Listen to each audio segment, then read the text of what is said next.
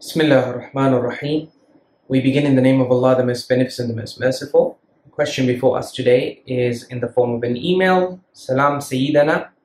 Wa alaikum salam wa rahmatullahi wa barakatuh.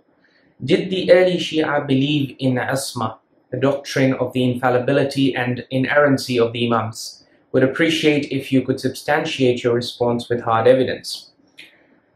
Well, we can present to you the hard evidence and then you make your own conclusions.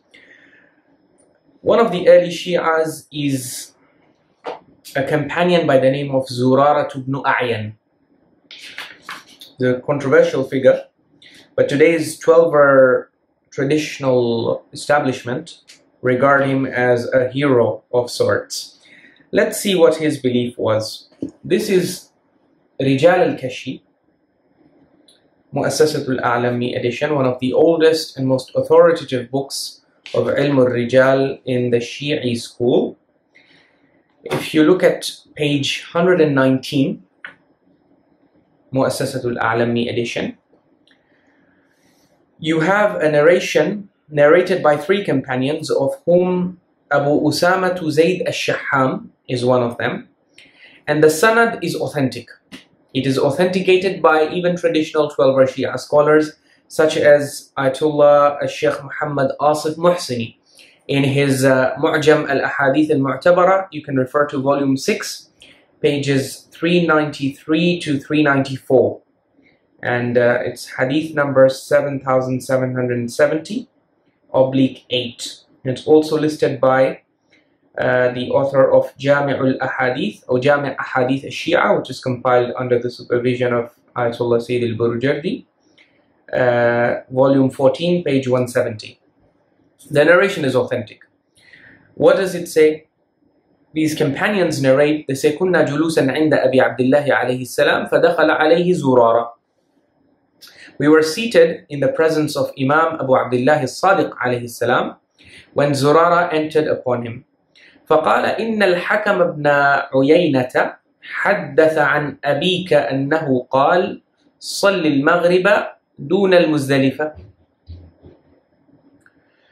Zurara said to Imam Sadiq alayhi salam, Al-Hakam ibn Uyayna has narrated on the authority of your father, Imam al-Baqir alayhi salam, that he said that Maghrib should be prayed before Muzdalifah, before you reach Muzdalifah. He's talking about when you're in Hajj. فقال أبو عبد الله عليه السلام, Imam Sadiq alayhi salam said, أنا تأملته, I have reflected over this statement that has been attributed to my father. ما قال أبي هذا قط. And I can tell you my father never said this. He never ever said anything to this effect. كذب الحكم على أبي. Al-Hakam has lied against my father. This is a common problem you will encounter in our sources. People are lying against Ahulbayt left, right and center, and the Imams of Ahulbayt in so many of their narrations. You see them complaining about people lying against them and attributing false rulings towards them. And these rulings, unfortunately, have survived to this day, and sometimes fatawi and religious verdicts are based on these kinds of unreliable and fabricated rulings. Khair. The important thing is that Imam al-Sadiq alayhi salam says that Al-Hakam ibn Uyayna has lied against my father. Now look at what the narrator says. فَخَرَجَ زُرَارَةُ وَهُوَ يَقُولُ. So Zurara left. After this meeting, he left. وَهُوَ يَقُولُ. And he was saying, Zurara was saying as he left, مَا أَرَى الْحَكَمَ كَذَبَ عَلَى أَبِي. I don't think Hakam lied against his father. Imam al-Sadiq alayhi salam is saying Al-Hakam lied against my father. Zurara says, nah, I don't think he lied against his father. Imam al-Sadiq alayhi salam is mistaken, in other words. So this is the view of Zurara, and this is an authentic narration by 12-er traditional standard. So what does this tell you about Zurara? That he believed in Ismah, or he didn't believe in Ismah? Because if he believed in infallibility, do you think a person who believes you today, if you believe in infallibility, that Imam is ma'soom, would you dare to say, if Imam Sadiq says someone has lied against my father, would you say, no, he has not lied against your father? And when you are contradicting the Imam like this, when you are saying, no, he has not lied against your father, essentially you are saying the Imam is either lying or he's mistaken. Both of these go against Ismah. So if Zurara had the underlying belief of Ismah, would he dare to say that Ma ara al-hakama kadaba ala abi? I don't think Hakam lied against his father.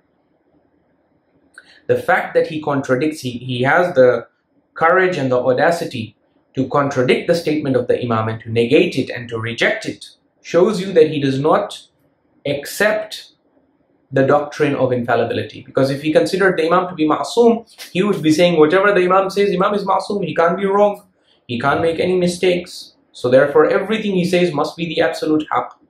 But Zurara is not like that. He says, Ma ara al-hakama kadaba ala abi. I don't think Hakam lied against his father. So essentially, he is falsifying and belying the testimony of Imam Sadiq alayhi salam. And what does that show you? It shows you that he doesn't believe in Ismah, and that's why this has created a big problem for traditional scholars who try to claim that no, Ismah is an authentic belief. But khair, that is a different bahth and discussion of I can mention one statement that the Syed Ali Hur has said.